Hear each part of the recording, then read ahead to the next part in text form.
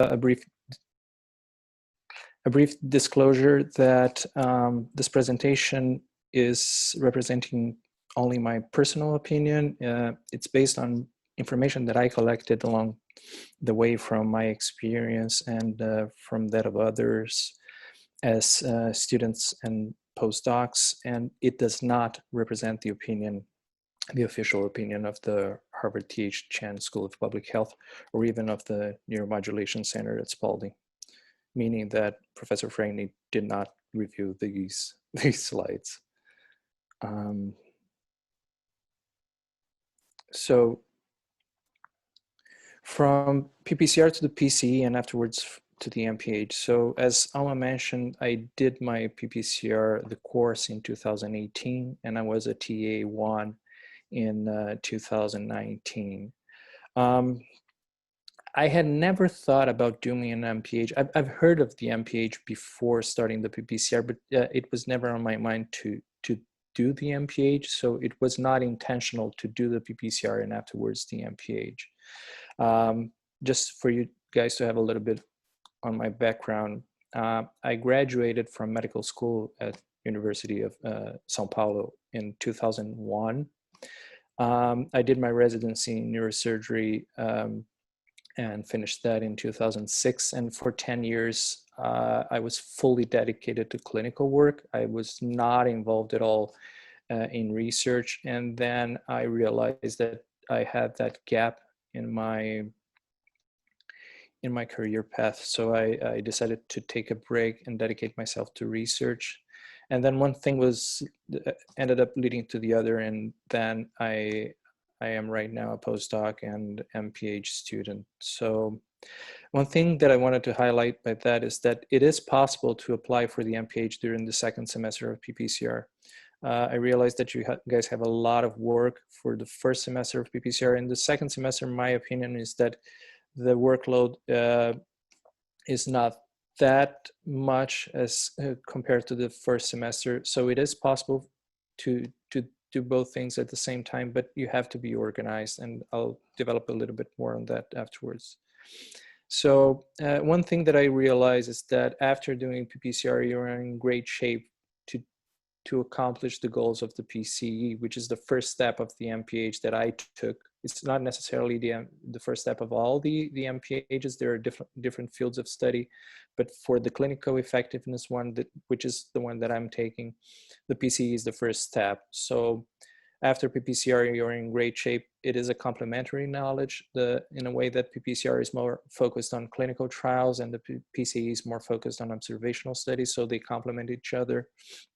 And with the knowledge of PPCR, you realize that those students that do not have that background, sometimes they struggle with some concepts that for us who took PPCR, it's kind of natural. So regarding the career development options after PPCR, of course, there are a bunch of options. One option would be to apply to a graduate school, not necessarily the MPH program. I'm only talking about that because that's the one that I took. It's not a recommendation at all. It's just that this is, as I mentioned, this is based on my experience. So at the Harvard School of Public Health website, there is a particular section regarding admissions. And then they have very specific information regarding all the degree programs, the MPH 45, which means it's 45 credits, the 65, which is 65 credits. And the difference between them is that basically it varies according to your experience and your background. The MPH 65 is more related to more inexperienced professionals who have just graduated from college or have just earned a bachelor degree. Usually, if you're a clinician already graduated with 1 year of experience, I believe you already can apply for the MPH 45. In my case, I had more than 10 years of experience, so I applied for the 45. But in the website, there is specific information for all of that. There is also the MPH in epidemiology, which is fully done online. I believe they have one in-person session along the way, but since now with all this COVID situation, nobody's having any in-person classes. I wouldn't know very much about that, but in the website there is specific information regarding.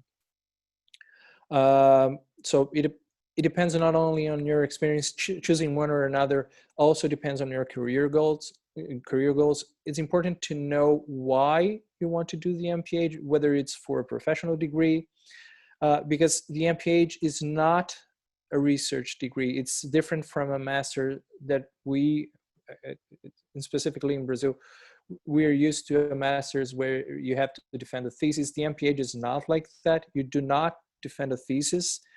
And because of that, the equivalence won't be recognized in many countries. So if you do the MPH and you go back to your country and you require some kind of equivalence, the MPH will not be seen as a master's degree because you did not defend a thesis. There are other programs, even at the School of Public Health, where there is a thesis involved. That's a Master of Science, but it's a different application. And also there is information on the website regarding that. So on the website, you see that there is an email for contact. It's very okay to email them. They are very helpful, but my recommendation would be not to overdo it. Don't ask questions that can be easily found on the website. For example, oh, what's the difference between MPH 45 and 65? It's clearly on the website. Don't waste your communication with that kind of questions. And they also attend virtual information sessions with the admissions office. And you can ask me where you can find that. Again, don't ask questions that can be easily found on the website. It's very clear where you can find that information. And I've talked to some colleagues of mine that were in doubt whether they wanted to go to Harvard or to other schools. So one website that I used, and I think it's very helpful, is the careerecho.com. So if you join this website, you click here on virtual events, and if you see upcoming events, it will direct you to this page. And if you click on grad school fairs and type public health, some information will appear. This is Public Health Virtual Fair, is one that I attended when I was applying, and the next one will be in September 16, 2020. If you click to register and follow the steps, it will take you to this page, and I pointed out here the Harvard one, but as you can see, there are several different other options. And you can see that you talk directly with someone from the admissions office, and they're very, very helpful answering all the questions. They're very patient. I highly recommend to attend one or even more than one of these sessions to talk directly to them. So regarding the application process, you start with the SOFAS. SOFAS is this application platform that allows you to apply to multiple schools. So it of course, I'm pretty sure you pay for each application that you take, but all applications are done through SOFAS. So if you want to apply to 10, there will be an extra cost comparing to apply to one, just one. I applied only to Harvard because I was already here in Boston, so that was my goal. And in SOFAS, they ask for your biographic information, academic history, and supporting information. So the academic history is, the components are the TOEFL. And this information I took from the Harvard website, when they say that they require a minimum of 600 in a paper-based test. I think no one takes the paper-based test anymore. 250 on the computer-based test, and 100. The internet-based test is what everyone takes right now, and they require a minimum of 100 for the 4-part test, and they prefer individual section scores of 23 or better. And they also, if you have the YELTS, which is another kind of English test of 7 or higher, they also accept that. Another standardized test they require is the GRE, and that is for those that don't have a DAT, GMAT, LSAT, MCAT. And if you don't know what those are, you have to take the GRE. Basically, these are for people who went to medical school here in the US, or law school, or took an MBA. So these people don't have to take the GRE, but for most of us, we have to do it. Regarding your transcripts is your history from your school, from the last degree that you took. You have to send it to them, and you send it through WES. So WES is the World Education Services website. And one thing that is very tricky, and I struggle with that a little bit, and some colleagues of mine, is that WES does not translate the transcripts. So in my case, they were sent in Portuguese. But they also require that the school send in a sealed envelope. So one question that everybody has is, how do I translate is if the envelope is sealed? So what I did, and some other people did, is, and this is my first like real tip here, is to ask for 2 transcripts, and ask them early because it takes a while. So have 2 copies. One you keep sealed in the envelope, the other one you send to an official translating service, which also takes a while. So as I was mentioning, be prepared in advance. And then you send both to WES. So what I did, I took a big envelope, I put one sealed envelope inside, and the other translated transcript, and they accepted that. So that's how I did it. So the GRE is a graduate record examination. It's taken through this platform, the ETS. The ETS prepares and applies the GRE. And regarding the minimum score, the Harvard says that even though they do not have a minimum score for the GRE, many successful candidates typically score above the 60th percentile in the quantitative section. So the GRE is composed of a verbal, quantitative, and writing parts. The verbal, it doesn't hurt if you have a good score, but they don't take that too much. The quantitative part is the most important. So, and it is composed of basically high school math, and but it's tricky because some of the questions, at least for me, are asked in a way that I was not used to. So my recommendation is, I mean, all of you have been through medical school, so you know high school math. But my tip would be to study for the exam. So you have to learn how the exam works, so that you don't waste too much time, because you have very short time to solve the problems in the quantitative part. So my recommendation is to practice a bit before. I did not have too much time to practice because, as I mentioned, I decided to take the MPH while I was doing the PPCR, so I had to prepare for a lot of things. But if you have to focus, try to study on how to do the exam. And the writing part, apparently they don't care too much. I've asked specifically that question in one of those career fairs, and they say that they can evaluate how you write from your statement of purposes and objectives that I'll develop more later. So I did not prepare myself for the writing part. My score was not good, and they accepted me anyway. So if you have to focus on something, my advice would be to focus on the quantitative part. So for the supporting information, this is what I already mentioned, the statement of purpose and objectives. Do not underestimate this part. This is where they will know you. And at least I wasn't very much used to doing that. So practice, write, rewrite.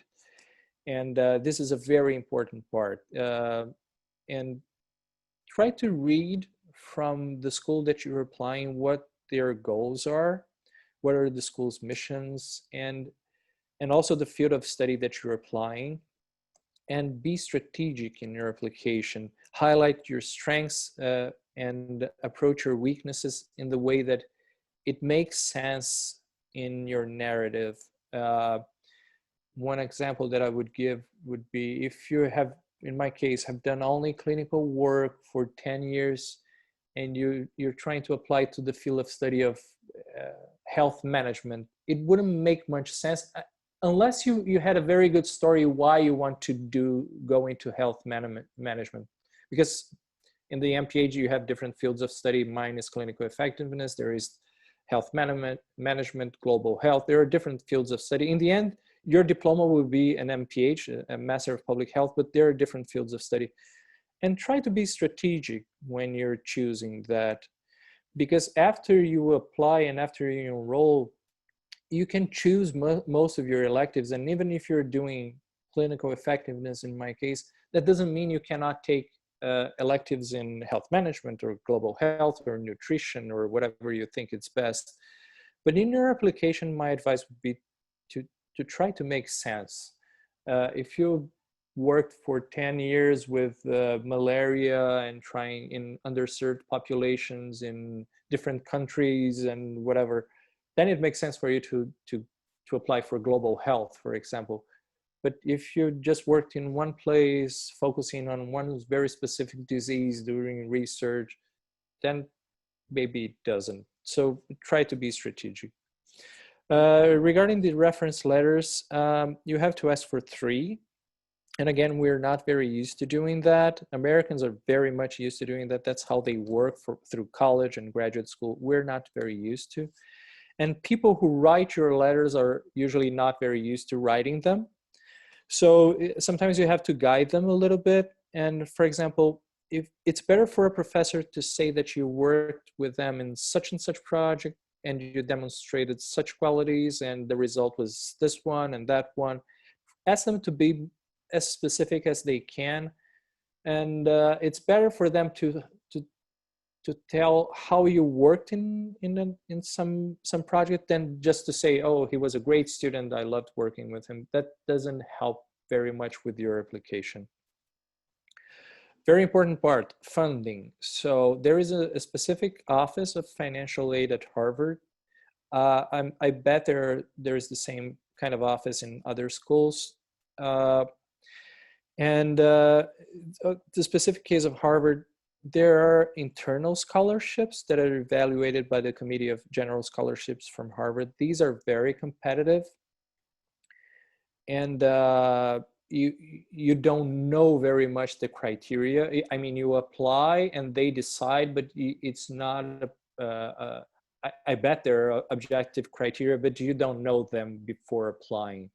So you just apply and hope for the best. But there are external scholarships, and when you search for them, search based on your characteristics. For example, your nationality. There are specific programs for people from such and such countries, even gender. There are specific scholarships for women or Latino women. Look for based on your background, and there are specific programs that can help you, scholarship programs that can help you with that. And my tip would be to first work on your submission and make it as strong as possible. And after you have submitted it through SOFAS, worry about your funds. Don't do everything at the same time because it's a lot of work. And I'm quoting a friend of mine here that if you don't get in, there's no point in finding the perfect scholarship because there's no sense. So I'm not sure if you already had a lecture on what the PCE is, but the PCE is a summer program in clinical effectiveness. It's part of the MPH in clinical effectiveness. It's the first 15 credits. It can be done independently. You can just do the PCE, or you can do it as part of your MPH. Some people choose to first do the PCE, know the professors, and ask for reference letters for the MPH to make their application stronger. The only problem is that the PCE works through the summer. So you would apply in the November after that, and to start on the fall of the next year. And it takes a while. But the good part is your 15 credits that you already took in the PCE will count towards your MPH.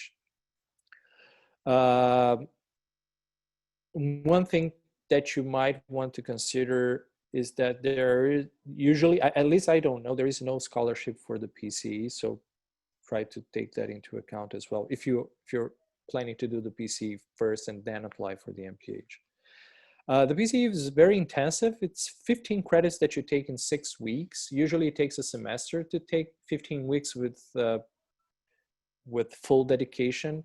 And it's very hard to work somewhere else during the PCE. I was at the lab and I took a leave of absence for 6 weeks to do the PCE because it was impossible to do both at the same time.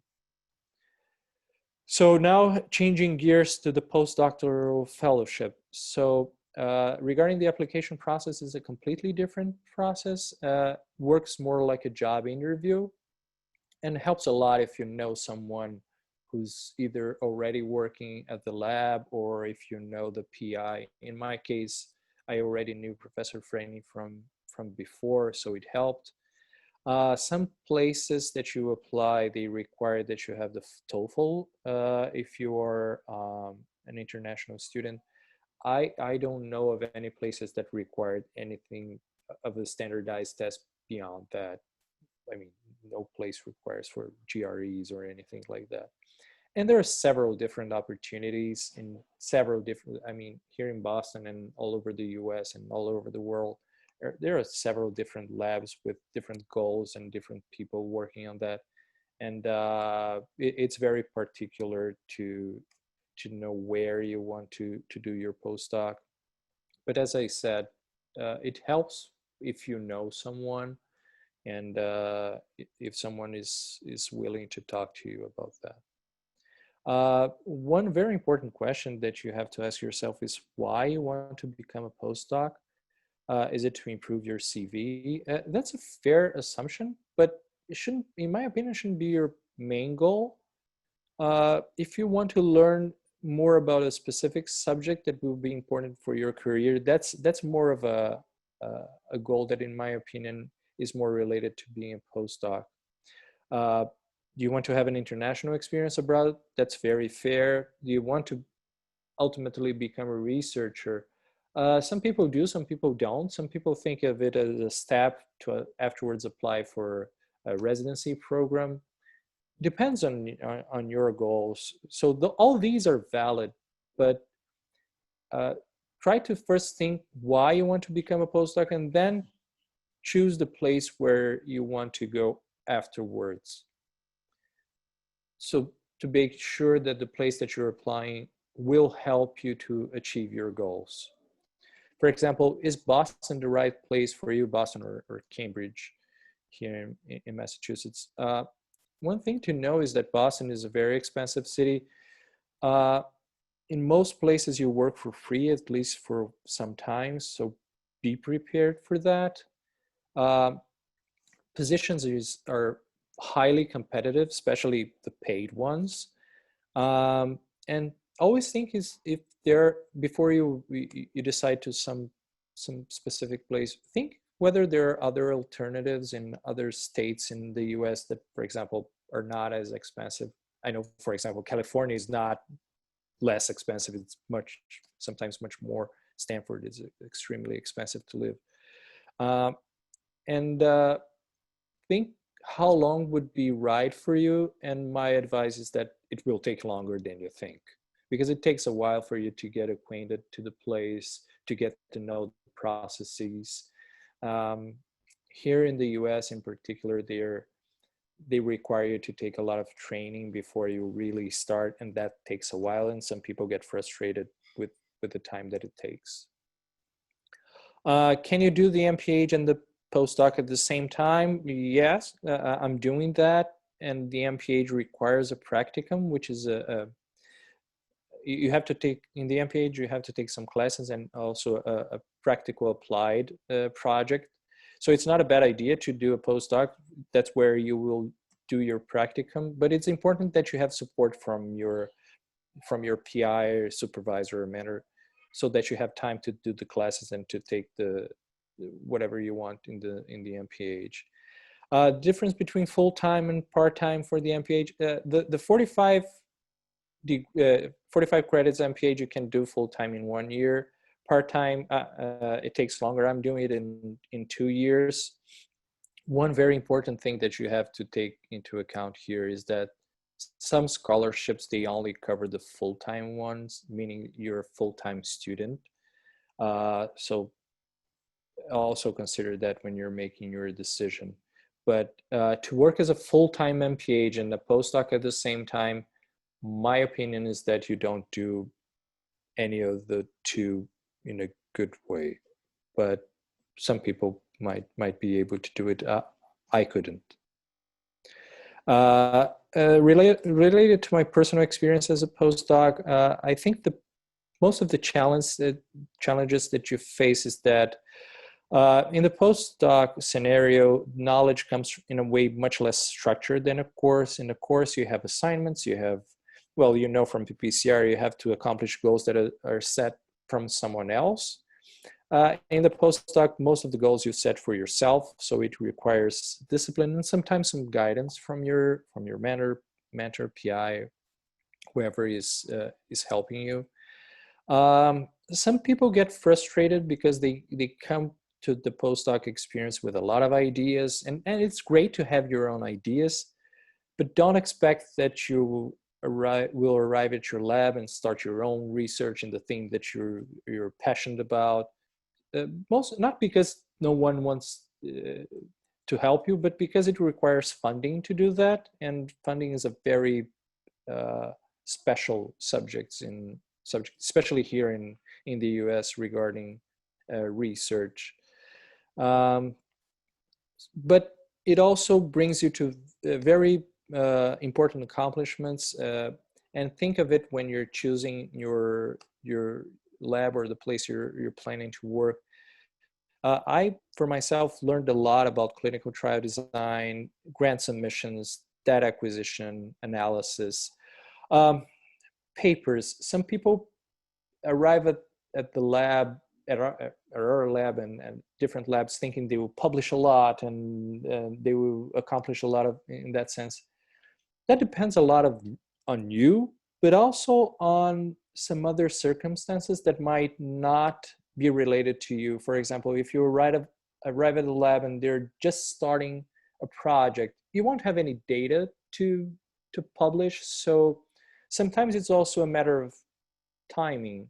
So my advice would be, don't put papers. Papers should be a priority, but maybe not your highest priority, just so that you don't get too frustrated when it takes time for it to happen.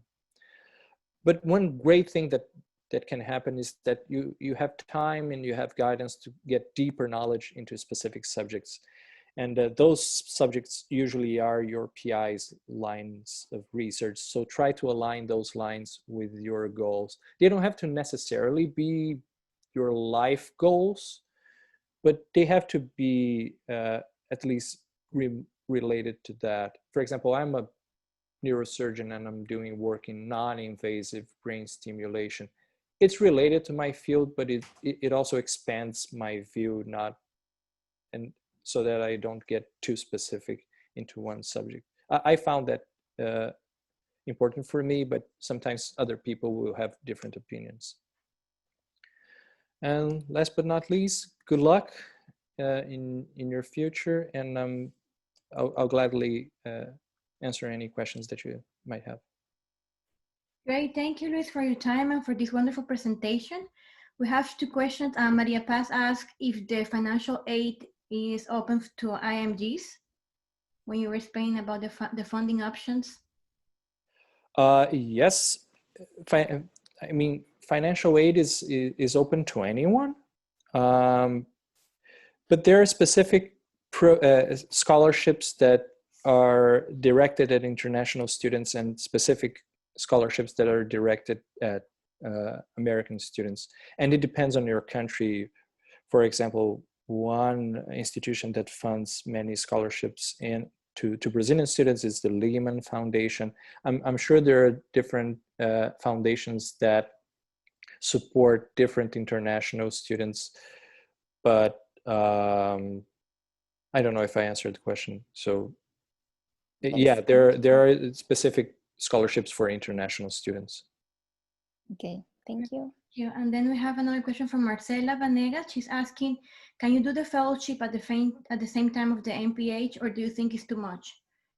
Yeah, so to do the fellowship and the full-time MPH, I personally think it's too much. I know I have some colleagues that were doing the MPH full-time and also working in some labs, but you have to prioritize one of the two. And I remember this specific colleague, he was very stressed that sometimes that he wasn't able to manage two of them.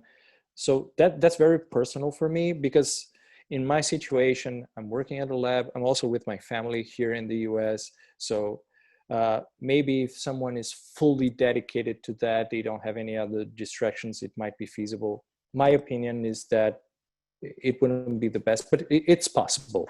Nobody will forbid you to do that, but it might be too much. Okay. Great, Luis. And then we have a question from Mahmoud Youssef, who is watching in the PPCR alumni Facebook group, and he's asking, the MPH in the past was either 1 year on campus or 2 years with attendee 3 weeks in every year. What is the situation now with the coronavirus pandemic and the ban international students to come?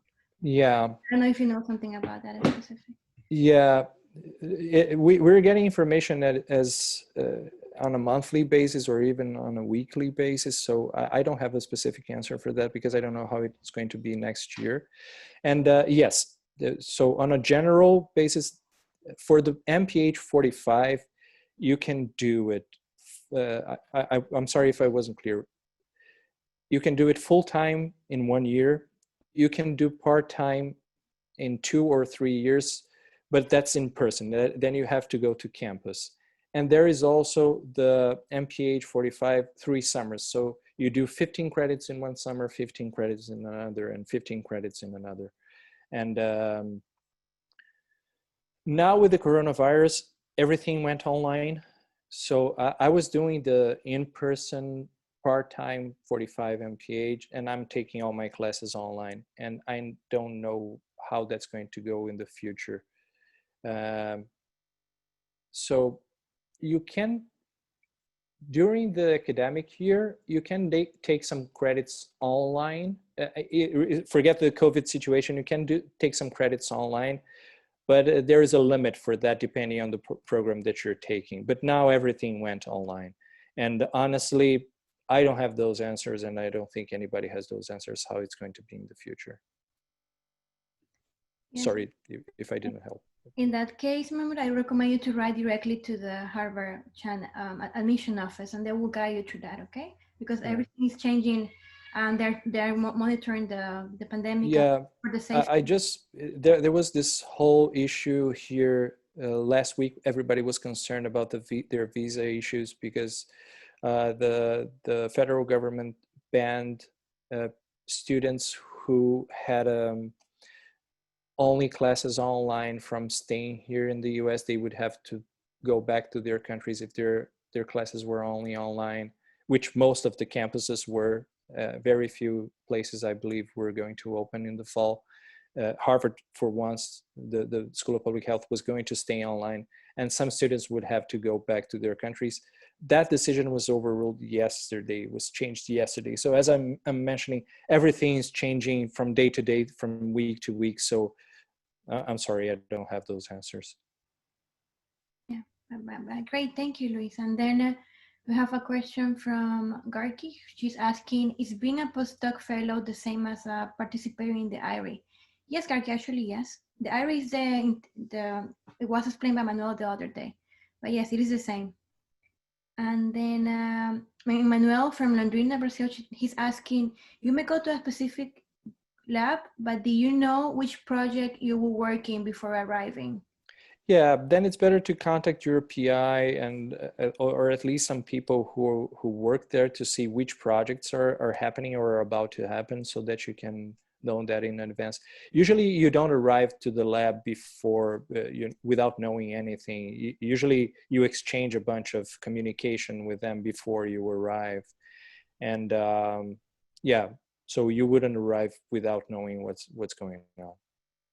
Yes, they always give you the information.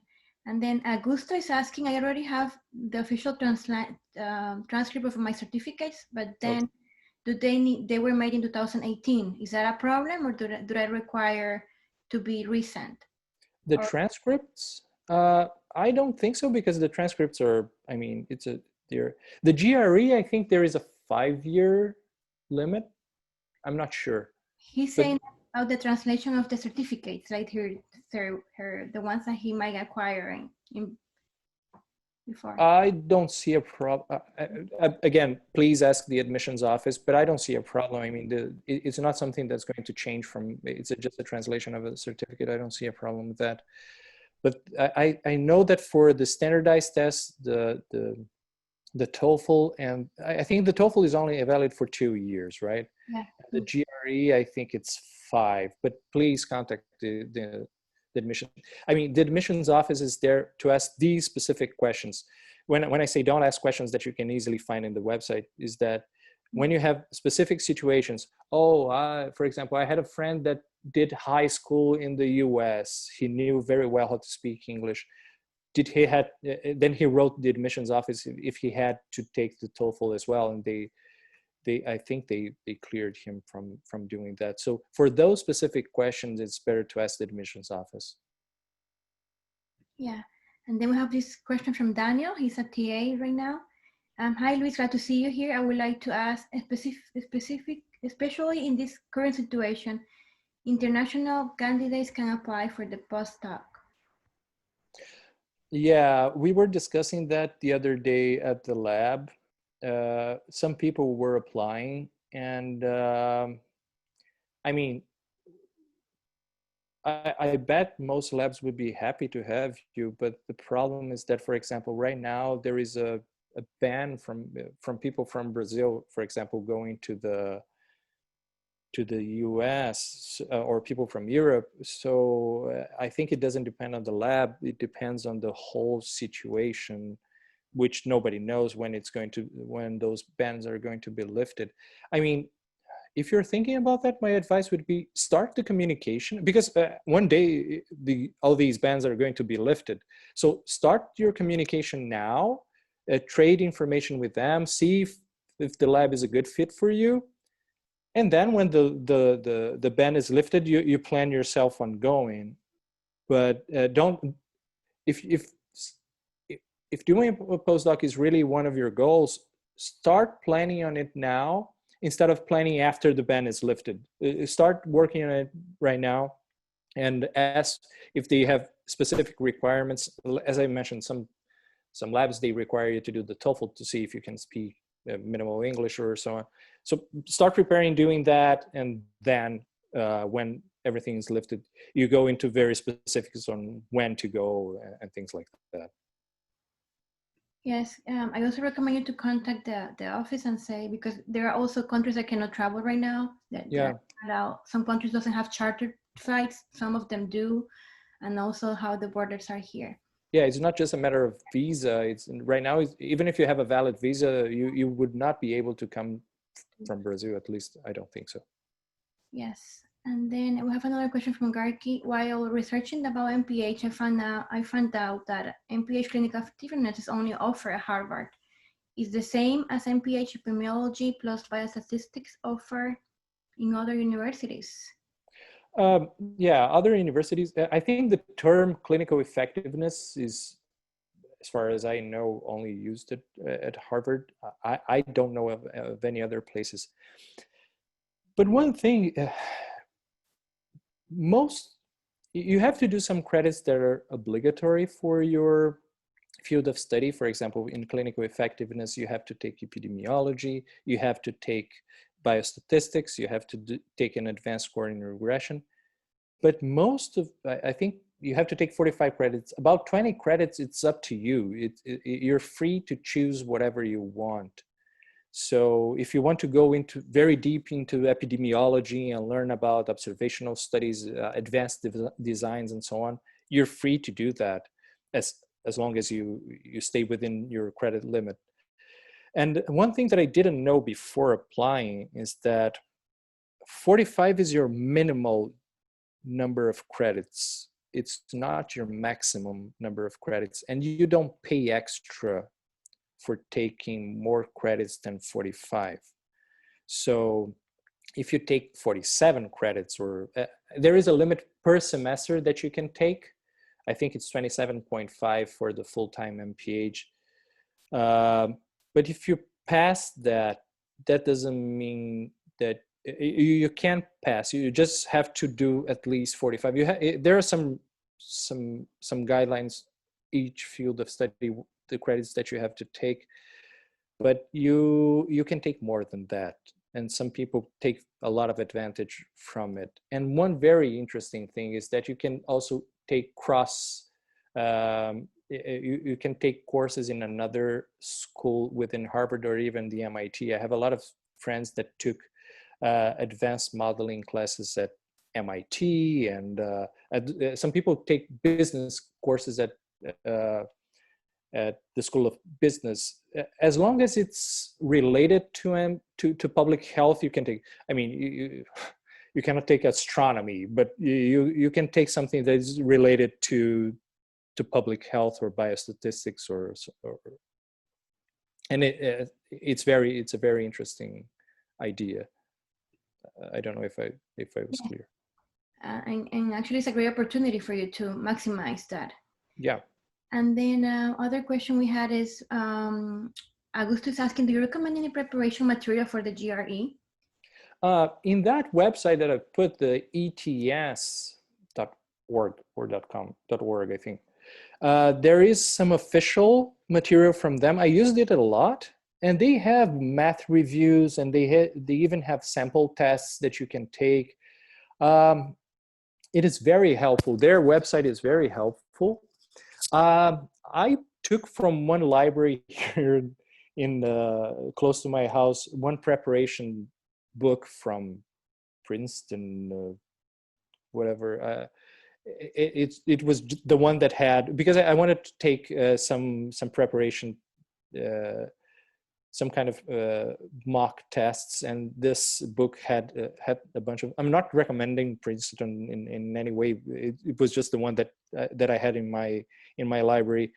So I would recommend, instead of reading theory about how to my recommendation, since now, I mean, we're in July, if you're planning to apply for this year, I would recommend a more targeted approach, which was what I did, like trying to do a bunch of mock tests and try to get the hang of how the test works, and especially how to be fast and not waste time, because the exam is very, very fast. You have to, it's not difficult. If you have 5 hours to solve, you would get 100, you get maximum score with high school math, but you don't have time to think of it. And the way the questions are asked, at least, and my high school was quite a long time ago, the questions are asked in a little bit different way. So yeah, it can be tricky. So try to practice as much as you can to get the hang of it. Yes, I agree with Luis. It's really important to do that proper time management during the exam, so you can complete all the questions before it ends. Then that's it. We don't have more questions anymore. Does anyone have any other question that would like to ask directly to Luis? Open your microphone. You're more than welcome to do it. And we appreciate your time. Maria, you would like to talk? Yes. Hi. Great. Hi. Thank you, Luis, for your presentation. I was wondering, you said that you were a TA1 in 2019, right? Yes. And you were taking the PC at the same time? Yeah, I asked my friends to cover for me during that time. I asked my fellow TA1s to cover for me. So I don't know how the TA1 is working anymore, but we were very much responsible for correcting assignments and so on. So we didn't have assignments during the summer because the students were on break. So I was all right with that as well. But any questions that students asked me and so on, I asked my colleagues to help me, and then I covered for them. in other times. So is yeah. it really like too demanding to be a TA1? Would you recommend like Oh, I would to highly go recommend it. into Yeah. like to do Otherwise, Alma would. two things at the same time? No, yeah, you can do both at the same time. The first semester for the TA1 is also more demanding because you're also learning how to correct the assignments and so on. By the second, because the first semester I wasn't taking the MPH, and and then during the summer there were no assignments and my colleagues were covering for me. The second semester, you already know how to check the posts, how to do correct the assignments, so it doesn't take too much time, so it's Okay. manageable. I don't know for people who would be taking the MPH full time, because I wasn't taking the MPH part-time, so I was taking 11 credits. The people Okay. who were taking full-time, they were taking more than 20 credits, more than twice what I was taking, so that might be too demanding. Okay. Okay, and I had another question. Sorry, I don't remember. I just wrote them. Oh yeah. So the PCE is just like one summer, right? Yes, correct. The PCE is the first summer.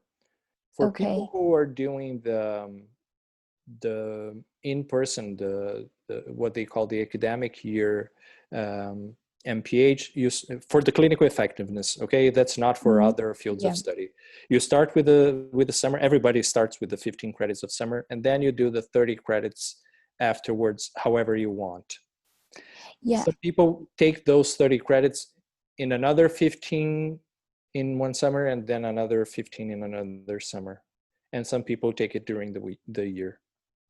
So the thing is that like I'm planning to do my residency there in the States. So I was wondering if I can do the PCE, the 15 credits first, let's say in 2021, and then do my residency for 4 years. And then those credits are going to take into account for the MPH if I want to finish it. I don't know how long they are valid. I imagine they are. I don't think they expire. Okay. But, depending on where you're planning to do your residency, a lot of colleagues of mine did the PCE during their residency. They took a break from the residency and then they did the PCE. And even it was, I don't know if it was a requirement from their residency programs, but a lot of them, people from their Yeah, residency programs asked Mhm. them to. I don't know if it was obligatory or just something that it was highly recommended. Yeah, there are some residencies that you can do like an MPH at the same time, At the but same I time. wanted to do the PCE specifically. So, Yeah, but it's an excellent since program. since it's in summer and the residencies start in July, uh, I don't know, like I'm not gonna be able to do both at the same time. So I was wondering if I could do the PC first, then like my 4 years of residency there, and then finish my MPH. I would say yes, but please double check if those credits are valid 4 years after, just to Okay. make sure. Okay. Do you Okay. know, I Alma? think that. I'm not sure if.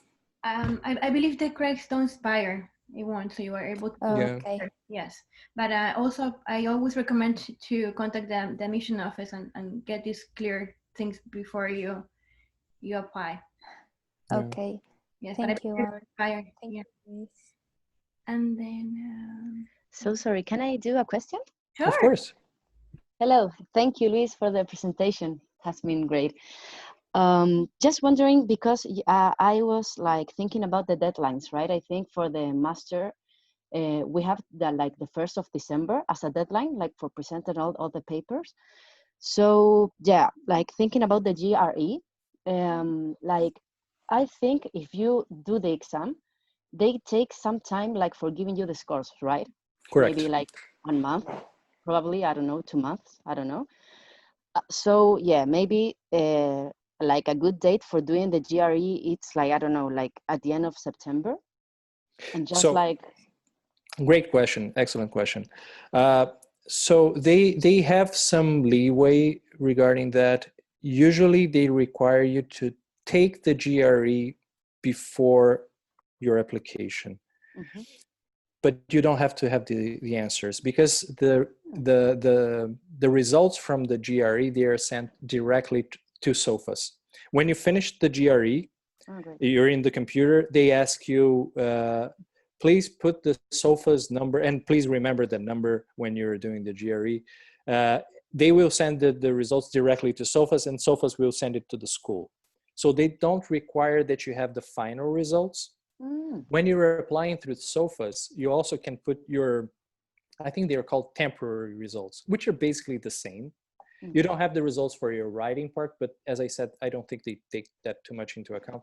But as soon as you finish, you receive your temporary results. They will revise that, but you already know if you did well or not. And I think, I'm not extremely sure, but I think some people had enrolled but not taken the GRE at the time of the deadline. I think they took like December 3rd.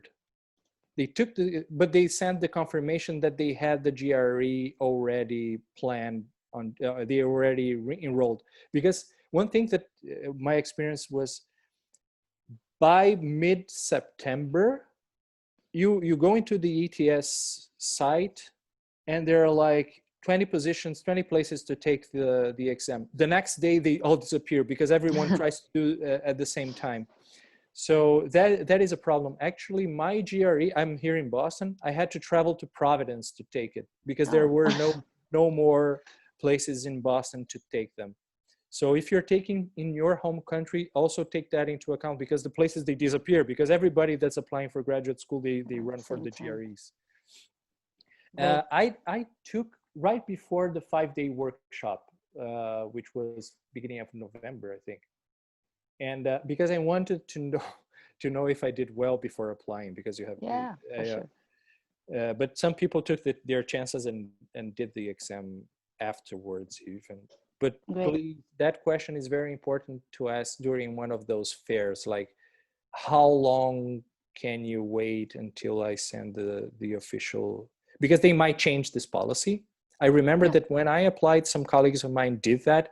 I'm pretty sure, like I said, some even took after the deadline, the GRE, but please double check that. Great. And do you think, like, I don't know, you have, because like, yes, I'm working right now and with the course, with the PPCR. So like, how long or how much time can it take, like, to prepare the GRE? Like, I don't know, like Saturdays mornings and just like go, it's personal. Like, what do you think? It's very personal. I do not recommend doing what I did. I prepared 2 months for 2 months, mostly middle of the night and early mornings. I do not recommend that. All right. Try to take more time, because especially for me, like I said, I did 6 years of medical school, 5 years of residency, plus 10 years. High school math was far back, so I had to remember a lot of stuff. So yeah, take your time, because in the end I did fairly well, but I think it was mostly because I had very good exam skills, and not because I was very good at math. Oh, that's great to know. Thank you so much, please. Sure.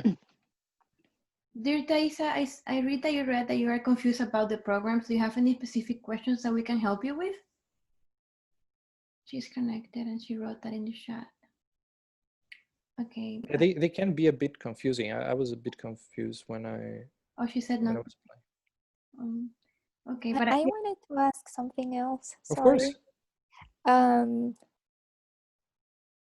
Oh, I totally forgot what I was gonna ask. Sorry. Oh yeah. For the PCE, we don't need the GRE, right? No, you don't need that. Okay. The application for the PCE is different. Even when you are applying for the MPH in clinical effectiveness, you have to do a separate application for the PCE. It's just one page. It's a brief thing. Like you just state your goals, and it's very brief. But Okay. no, you don't need the GRE exclusively for the Okay. PC. No. And is it gonna make my CV better if I have the GRE for a PC I don't know. or not? I don't know. I don't think so. Yeah, Okay. because they don't request it, so Maria. Yeah, if it were going to, and the GRE is it doesn't show that you know anything. It just shows that you know how to do an exam. And Oh, they in Harvard, they are all for an holistic approach, especially at the School of Public Health. They take a lot of things into account. I think, for example, the statement of purpose, a lot of people don't take that very seriously, because I don't know your personal experiences, but in my country, in Brazil, you just take an exam to enter university. Nobody cares if you about your yeah. goals and things like that. Here, they take that very seriously, and your goals have to go in line with the goals of the school. So take your time to write that, and if you can, try to show it to someone who has experience. They can help you with that, because we're not used to writing stuff like that, and Americans, they're Yeah. great at that. It's kind of a self-promotion, but at the same time showing you're humble. It's tricky to find Yeah. the right way to write, and we are not used to doing that. Usually in our culture, it seems like you're bragging about yourself, and we are not used to writing things like that, but they take that very seriously. Okay. Okay. Thank you. Great. And then Augusto was asking if you know someone who is doing the epidemiology online. I had some colleagues, because I took some online courses, and I had some colleagues that were doing that. Yeah, I mean, if you're one thing that you have to take into account about the MPH and epidemiology is that it's online based, and I think what the idea is great. I mean, you can continue working and doing that, but it's also a lot of work. So one thing that I would advise is to think if you can really have the time to dedicate yourself. If taking classes online are good for you, I for once, I prefer very much in-person classes. I for After they changed the whole program to online, it took me a while to adapt. It's an adaptation process, but all the courses in the epidemiology, the full online, they have prepared throughout the years to make it tailored for an online learning, as PPCR was. So they are very good. These online courses, they are very good. They are not regular courses that were adapted to an online. They were made to be online, so they are usually very good. And so one thing is that think if that's good for you. If you prefer online, that's great. But one thing also to take into account is that if you have trouble with funding, and I mean it's very expensive program, most scholarships, they don't cover online programs. They only cover in person.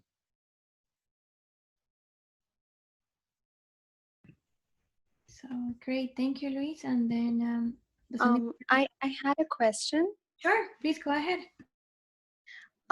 So I was researching about MPH clinical effectiveness, and on the official website of Harvard TA Chan, it says that the only students who have completed their residency, this program is primarily for those students. So does that mean that I should apply after I'm a resident, or I can still apply right now? Is that an eligibility criteria? Is it something that they're looking for specifically? I don't think No. so. I had friends that did it Without residency. No, I don't think a residency is a requirement. No. No, Gargi, I agree with Luis. It's not required. Maybe it's just maybe they were trying to say for the residents here that are doing also that can do the MPH. Yeah, I have friends that did not do the residency. I have friends that were doing their residency. They were in the middle of the residency, and of course there are people who already finished it. But no, that's not a requirement. No. Okay, thank you so much. Of course. And my final advice is that you're going. It is confusing. You see, there are fields of study. There are 45, 65. In the end, you finish with the degree of MPH. So one thing that I think is very helpful is, and I've known people who had successful applications and some people who didn't, who weren't successful. I think those who weren't successful were the ones that did not have a good narrative for their application. It didn't make sense, as I was saying. They they wanted to develop themselves in management, but they did not know how to explain that in a good way, and their narrative didn't make sense. So they did clinical work, residency, and now they were applying for health management without showing a previous interest in that. For example, I did clinical work, I did PPCR, I was interested in research, then I wanted to apply for the clinical effectiveness. The progression makes sense. But if I applied for the health management, I would have to explain in a very good way why that program was fit for me, or I don't know, nutrition.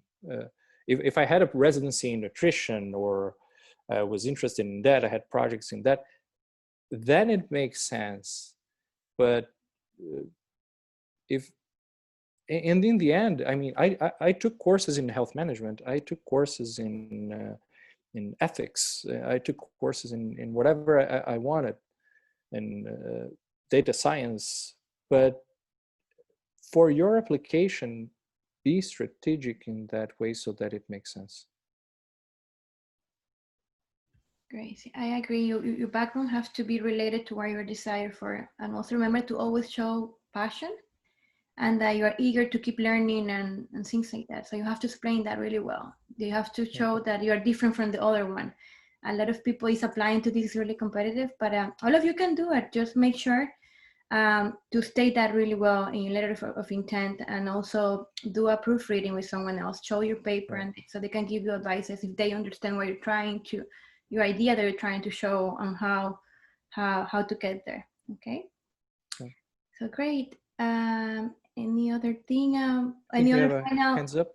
Gargi has his hands up. Oh, I already did it before, but yeah, Gargi, if you want to say something else, because she's the one to just ask about the residency. But yes, it's not required, Gargi. I have two friends who didn't. Okay. They did the MPH before the residency. Yes. Any other final remarks, Luis? Any advice to the students? We hope that you come back as a TA. Yes. Yeah, this year, because of everything going on, I couldn't continue, but hopefully next year I'll be back. It's great. Thank you very much for inviting me to do this and to be back in the PPCR environment. I enjoy it very much. And I think my final remark would be try to enjoy the process. This whole application can be stressful, but it's also one very good way for you to review your goals and to think why, when I mentioned during my presentation, think why you want to do the MPH. Why? Oh, because I like Harvard. No, really think why that is in line with your goals and your objectives, and use that application also as a learning experience. I think that's very important. Great. Thank you, Luis. Thank you all. And next week we have two conferences. One, both of them are Brazilians who did the PPCR program, and then they're working as a scientist, really relevant scientists in Brazil. One of them is Andrea Brunoni, and the other one is Claudia Samuto. Claudia did the MPH too, and she was a senior TA in our program, and we hope you enjoyed them. We're going to post those links and information for you. And thank you, Liz, one more for this excellent conference, and see you Thank you so later, much. guys. Have a nice day or night. Yeah. You too. Bye. Thank you so much.